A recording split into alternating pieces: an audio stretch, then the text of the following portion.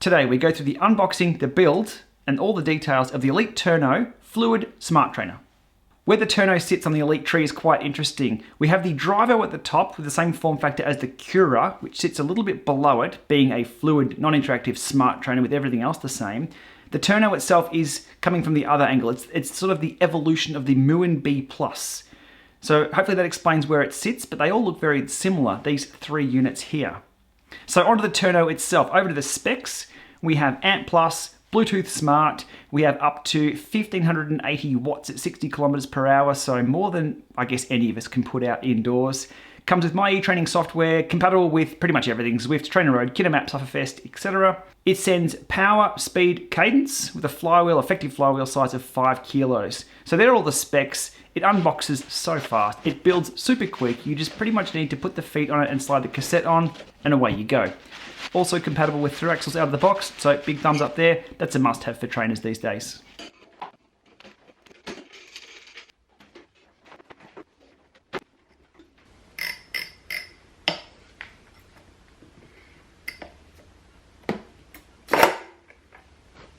So why would Elite continue with the fluid trainer when interactive smart trainers are becoming very popular? Well, these fluid trainers are still very popular. They are in use. We saw them the other day here in Australia at the National Time Trial Championships. Somebody was using an old Muin. They're actually a pretty good road feel. It's a little bit laboured, but once things warm up, it smooths out a little bit. They're pretty damn good for sprints, and they're pretty quiet.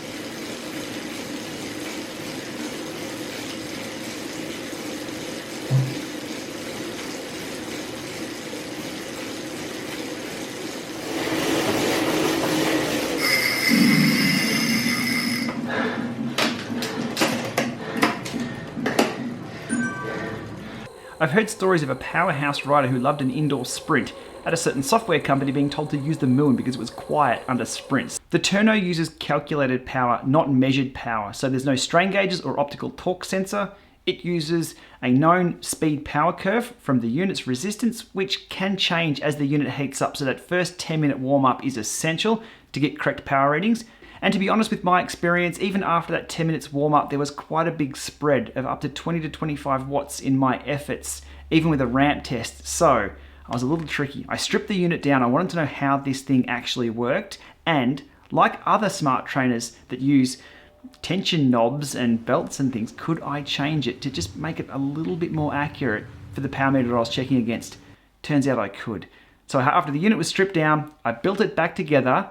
And I was doing a few ramp tests up against the Vector 3, and I got the unit pretty close after warm-up. Look, I'll give this unit probably a plus or minus 5%, plus or minus 10%, given its calculated power, effectively Z power.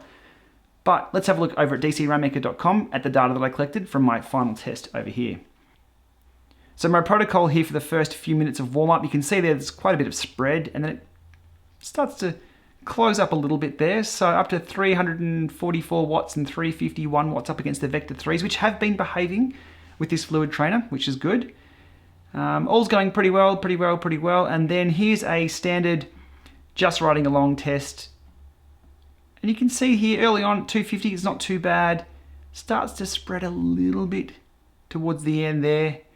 And look, 257 watts versus 246 watts, so it's reading just a little bit high. I could probably change the belt tension just a little bit, but look, given how this unit actually calculates power, that's not too bad for now.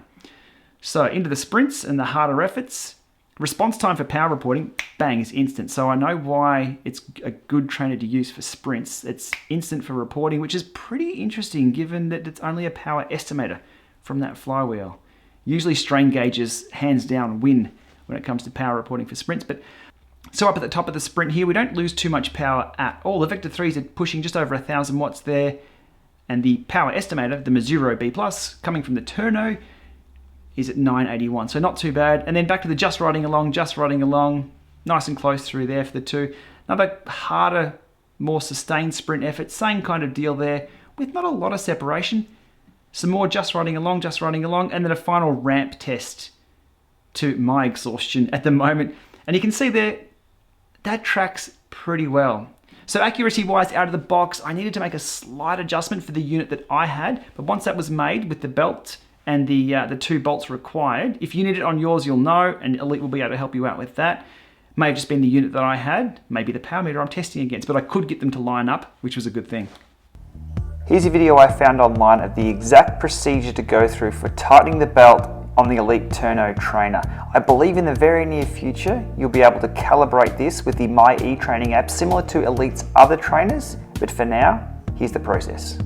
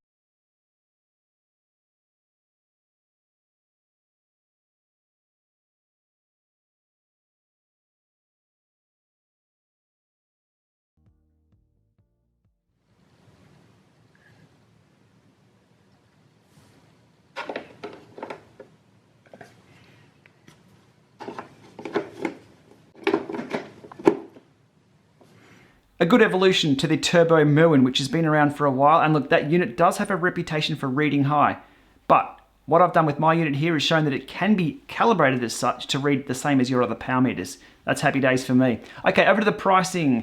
$6.99 US dollars, 524 pounds, or 649 euros. Aussie dollars keeps changing because our currency keeps going up and down. There have been reports of these units being on sale as well, so a crafty consumer might be able to find one for a bit cheaper than that.